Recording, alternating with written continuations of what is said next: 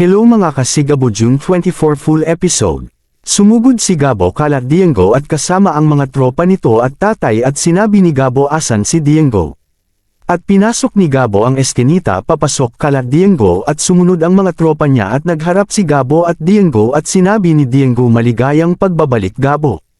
At nilusob ni Gabo ang mga tauhan ni Dienggo at pinagtatagan niya ito at nakaharap na niya si Dienggo at ginulpi ni Gabo si Dienggo at golpe sarado at nahulog sa hagdanan. At bumalik si Gabo sa bahay nila at sinabi nila na hindi na manggugulo at sinabi ng nanay ni Gabo na babawi yun si Pakito. At sinabi ng tatay niya na baka bawian tayo at sinabi ni Gabo na subukan nila handa ako bumalik ng kulungan para sa inyo tay. At sinabi ng nanay ni Gabo na hindi magbabago yan, ako ang nagpalaki dyan kaya alam ko na di magbabago yan. At sinabi ni Tekla na tama na alam naman natin na kaya niya lang ginawa yun dahil ayaw niya na mapahamak tayo. At sinabi ng tatay niya na ako kakausap at kinausap siya ng tatay niya bakit mo ginawa yun. At sinabi ni Gabo bata pa lang ako lagi na lang niya ako pinagtritripan sumusobra na si Dienggo at sinabi ng tatay niya na bata ka pa huwag mo sayangin ang buhay mo. At sinabi ni Gabo na pasensya na kayo tay ayoko lang inaapi ako at patawarin ninyo ako sa nagawa ko kanina kay Dienggo. At sinabi ng tatay niya na ayoko lang kasi na may mangyari sa'yo na masama at mapahamak ka. At sinabi ni Gabo na patawarin ninyo ako bukas na bukas din magbabago na ako itay patawarin na po ninyo ako. At sa Enli naman sinabi ni Samantha sa mga tauhan niya na ay update na lang ninyo ako ha at paalis na si Sam dinala ng boss niya na si Sir Sebastian ang flower at sinabi na may nakalimutan siya.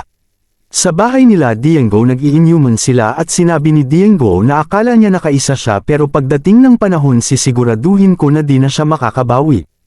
At yung mga tambay na tatlo magsolo tayo at sinabi na para sa atin na lang ang kita paano kung baalikan tayo ni Dienggo did I kit tayo kay Gabo. At sa bahay nila Sam ayaw nakauwi na si Sam at binati siya ng mama niya at ng katulong nila. At tinanong ng mama niya na kanino yan galing magandang bulaklak at sumagot si Sam kay Sir Sebastian ano sasagutin mo na ba siya at sinabi ni Sam na hindi ko priority yan. At dumating ang tatay niya at sinabi na may binili kami na property ang gininto ang lupa at sinabi ni Sam na maraming nakatira doon. At maraming halang ang mga bituka doon at sinabi ng kapatid ni Sam na alam ko may order na yan para paalisan yan. At sinabi ng tatay nila na yan ang desisyon kaya wala nang tanong-tanong pa at sinabi ng nanay niya so let's go. At nag-usap si Sam at kapatid niya at nabanggit ang sabus at sabi niya minanghalik kasi sakin at sinabi ng ate niya ano itsura. At napaisip si Sam at ngumiti at sinabi ng kapatid niya na bakit napapangiti ka at sabi ni Sam ako hay nako mabuti pa matulog na tayo at sabay ngiti ni Sam. At sa bahay nila Gabo nag-inuman sila at sinabi ng tatay niya na magbabago na siya at sinabi ng mga kaibigan niya na kanina nga sinabi niya magbabago siya.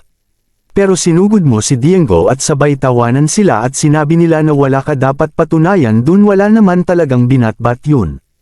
At sa gilid meron ng nagmamasid sa kanila at sinabi ni Gabo na simula bukas maghahanap ako ng trabaho. At tinawag ng isa ang tatay ni Gabo at tinignan ni Gabo ang itsura ang kumakausap sa tatay niya at parang namumukaan niya at sinabi ni Gabo na ang sama ng tingin sakin. At hinabol ng mga tropa niya ngunit nakalayo na ang mga ito at naalala niya na ang mga ito nasa kulungan at nakatingin sila habang pinapahirapan si Gabo.